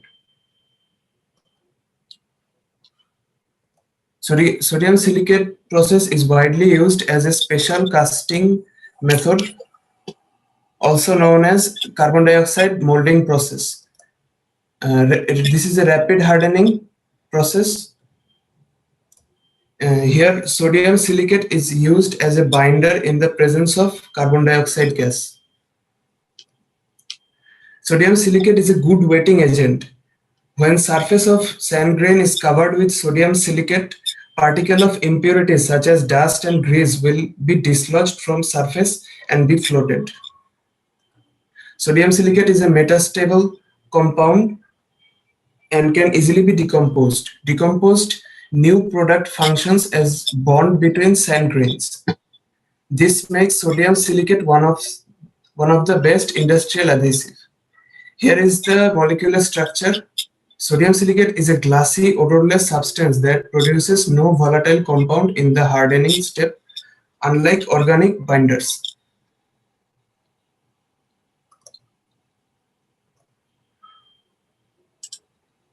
In this process, after preparing the mold, baking step is skipped. Instead, carbon dioxide is flown into the mold. Here, two hardening mechanism takes place. Firstly, dehydration occurs by evaporation. Secondly, carbon dioxide reacts with metastable sodium silicate to form sodium carbonate and silica gel. Here is the reaction. Silica gel acts as a bond between the sand grains and hardens the mold without heat energy. Now let's see the steps involved in making the mold.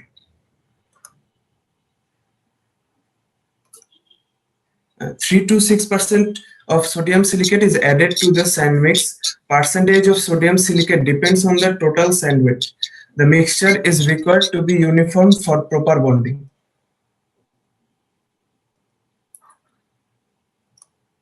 Then additives are added such as aluminum oxide, dextrin, coal powder, kaolin clay, invert sugar, etc.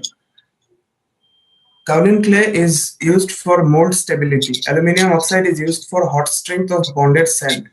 Invert sugar is used after pouring to reduce retained strength of the mold. Coal powder increases collapsibility and dextrin increases grain and dry strength.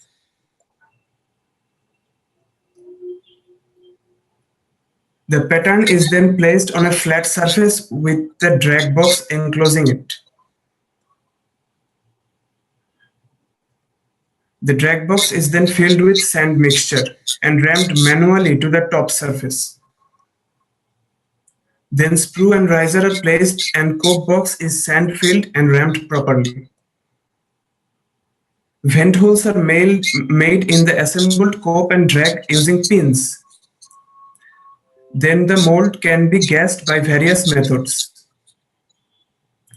Single probe, cover probe, or manifold and multiple probes. Single probe gassing do not ensure an uniformity as well as cover probe. For better sand and gas interaction, manifold and multiple probes method is the best option. Then carbon dioxide is passed through the vent holes using multiple probes and manifold for a few seconds. In this step, previous mentioned reaction occurs. Sodium silicate reacts with carbon dioxide to form sodium carbonate and silica gel. Silica gel binds the sand together and we get a hardened mold without baking. Then sprue riser and the pattern are withdrawn and gates are cut. The mold is then ready for casting operation. Now let's see what advantages does this process brings. The hardening reaction occurs almost instantly after gassing. So the process is very fast, and as baking is skipped, fuel cost is reduced. Hardened mold in this process provides good dimensional accuracy due to its retained strength.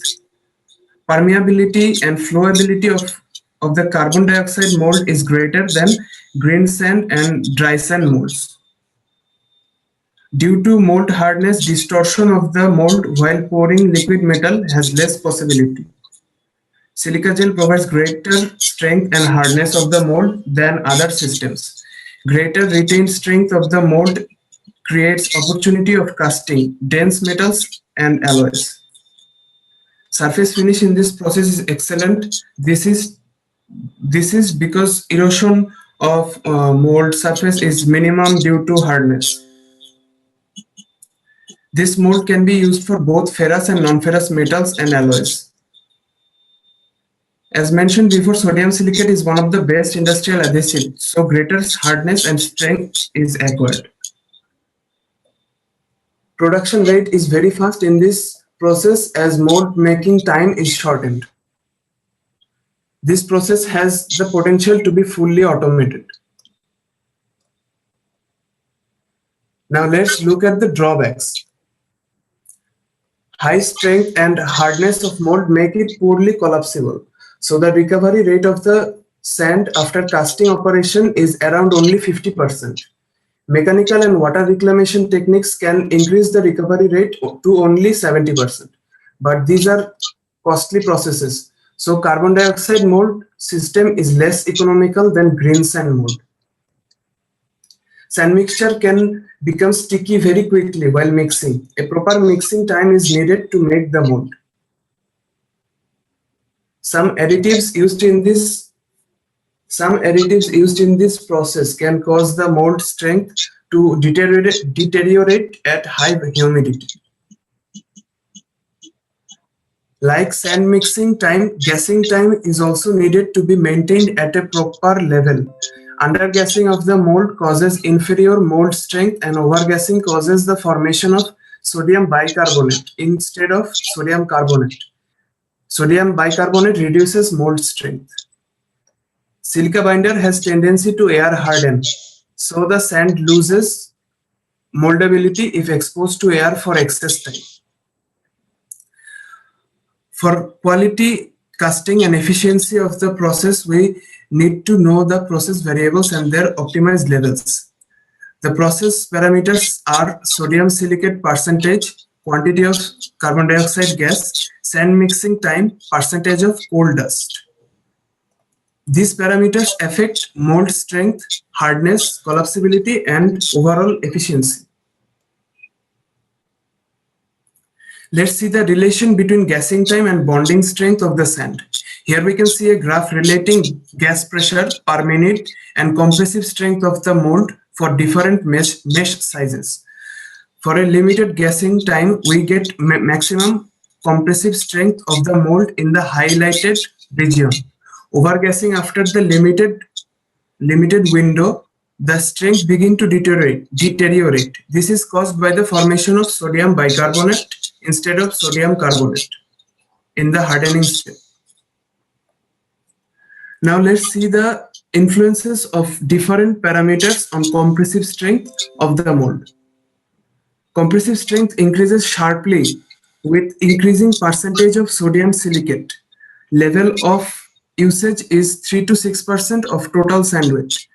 Strength increases slightly with increasing gas flow rate. Increase in gassing time slightly increases strength, but only in a range. Coal dust increases collapsibility, but slightly decreases strength. Mixing time of sand needs to be adequate. Too low mixing time causes loss of uniformity in the mold, and too high mixing time causes heat generation that deteriorates mold condition. Now let's observe combined influences of different parameters. Here is a graph between percentage of sodium silicate and gassing time. Combination of the values of these parameters determine compressive strength of the mold. The darker the zone in the graph, the more compressive strength it represents. We get the maximum strength when percentage of sodium silicate is around 4.5% and gassing time is around 25 to 55 seconds. Here, a relation between percentage of sodium silicate and gas flow rate on compressive strength. We get the maximum value when sodium silicate is around 4.5% and gas flow rate is between 3 to 8 liters per minute.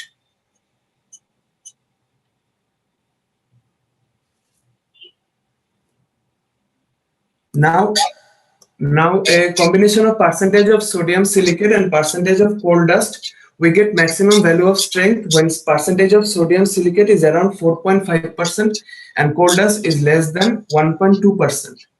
These graphs give us an indication of how to combine different parameters for efficient casting operation. Thank you.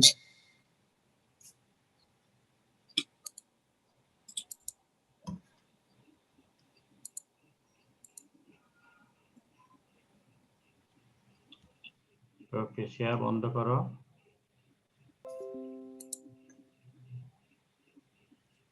Rule number 13। Yes, sir. বলো দেখি, এই যে আমরা silicate প্রসেসে যে sand use করছি, সেই sand এবং গ্রিন স্যান্ড সিস্টেমে যে স্যান্ড ইউজ করছি, এই দুইটা স্যান্ডের মধ্যে কি কোনো তফাতের প্রয়োজন আছে, নাকি গ্রিন স্যান্ড সিস্টেমে যে স্যান্ড ন্যাচারাল স্যান্ড ইউজ করি সেটাই আমরা এখানে ইউজ করতে পারবো? সেটা ইউজ করতে পারবো। এখানে জাস্ট এক্সট্রা হিসেবে অ্যাড করছি হচ্ছে বাইন্ডার হিসেবে সোডিয়াম সিলিকেট, মানে ক্লে ফ্রি সিলিকা স্যান্ডটাই আসলে আমরা ইউজ করি আর কি, পার্টিং স্যান্ড যেটা। জেনে বলতেছো নাকি নিজের মনের থেকে বলতেছো?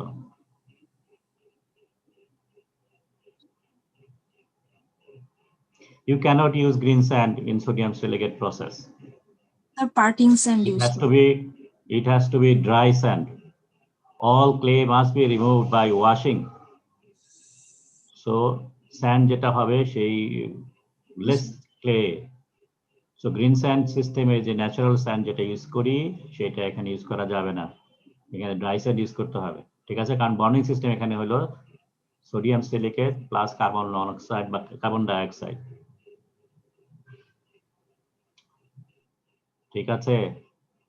Yes, sir. আর প্রেজেন্টেশন যেগুলা করলা রুল নাম্বার 12 সেটা হলো সব উল্টা পাল্টা হয়ে গেছে।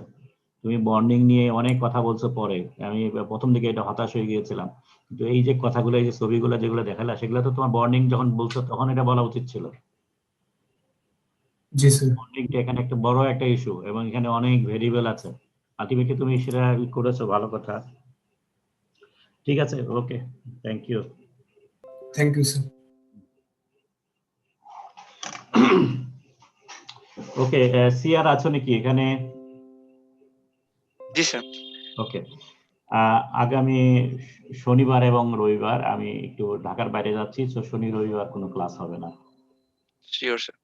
এই দুটো ক্লাস কোনো এক সময় আমরা ইউজ করব, কিন্তু প্রেজেন্টেশন যেটা বুধবারে আছে সেটা কন্টিনিউ করবে। তো প্রথম 4টা গ্রুপ শেষ হয়ে যাওয়ার পরে এখন বাকি পরের 4টা গ্রুপ ওই দিন প্রেজেন্ট করবে। ঠিক আছে স্যার? আমাদের মনে হয় একটা বুধবার 16 ডিসেম্বর পড়েছে, সো আপনার মনে হয় একটু রিশিডিউল করার দরকার হবে, মানে ডিসেম্বর। আমি যদি ভুল না বলি। আমি 16 ডিসেম্বরে কোনো কিছু দিয়েছি কি? আমার হিসাব অনুযায়ী 9 ডিসেম্বরে শেষ হয়ে যাওয়ার কথা ছিল, যেহেতু একটা বাদ পড়ে গেছে না, 9 পরে 16 হওয়ার কথা। ঠিক আছে, অসুবিধা নেই, এটা তাহলে 16 বাদ দিয়ে আমরা অন্য এক সময় করবো। ঠিক আছে, আমাদের হাতে মনে হয় আরো একটা সপ্তাহ থাকে পরে, তাই তো? জি স্যার, এখন এই সপ্তাহ ধরলে আরো 2 সপ্তাহ আছে। ঠিক আছে, ওকে, এটা গেল। আর আমরা ক্লাস টেস্ট নিয়েছি হলো কয়টা? স্যার 2টা ক্লাস নিয়েছি। এখন তোমরা যদি চাও আমি আরো অ্যাডিশনাল ক্লাস নিতে পারি। আমি শুনেছি যে ক্লাস টেস্ট বেশি নেওয়া যেতে পারে নাকি? জি স্যার। স্যার যেহেতু স্যার এই 2টা প্রেজেন্টেশনের উপর অনেক বেশি ফোকাস হয়ে গেছে, তো আমরা sir I think class test দিতে চাচ্ছি আর কি। ওকে, ঠিক আছে, তাহলে পরে এই নেক্সট ক্লাসে প্রেজেন্টেশন যেদিন হবে এই বুধবার আমাকে জানাবা যে তোমরা কি টপিকের উপরে দিতে চাও। যদি টপিক নিজেরা সিলেক্ট করতে পারো ভালো কথা, না হলে আমি বলে দেবো। আর কবে দিতে চাও, ঠিক আছে? স্যার একটা ফিটিং ডিজাইন আপনি বলেছিলেন নিবেন, পরে আর হয় নাই। ফিটিং ডিজাইনের উপরে ক্লাস টেস্ট আমরা দিতে পারি, যদি সবাই এগ্রি করো তাহলে আমরা ফিটিং ডিজাইনের ক্লাস টেস্ট দেই। জি স্যার, এটা আপাতত থাকুক। বলো স্যার না পরে বলবা? স্যার পরে বলি, কারণ স্যার কুইজের ডেট তো আসলে। কোনো অসুবিধা নেই, ঠিক আছে। তাহলে আমাকে তোমরা পরে জানাবা। আমাদের থার্ড ক্লাস টেস্ট যেটা আছে সেটা আমরা ফিটিং ডিজাইনের উপর দেবো, তাই তো? জি স্যার, এরপরে স্যার আশা করি 2টা যদি আপনি চান নিলে ভালো হয়, মানে ফিটিং ডিজাইন দিলাম। আমরা দেখবো যদি সময় পাই তাহলে আমরা 2টাও নিতে পারি, কোনো অসুবিধা নেই। জি ওকে, তাহলে আজকে শেষ করি। আর স্যার অ্যাসাইনমেন্ট স্যার একটাও দেন নাই তো, ওখানে 2টা দেওয়ার কথা ছিল, আপনি বলেছিলেন মনে করে দিতে। অ্যাসাইনমেন্ট এখন যদি ক্লাস টেস্ট বেশি নেই তাহলে অ্যাসাইনমেন্ট তাহলে আর দিব না, ঠিক আছে? আচ্ছা স্যার, শিওর। ওকে, শেষ করলাম তাহলে। খোদা হাফেজ।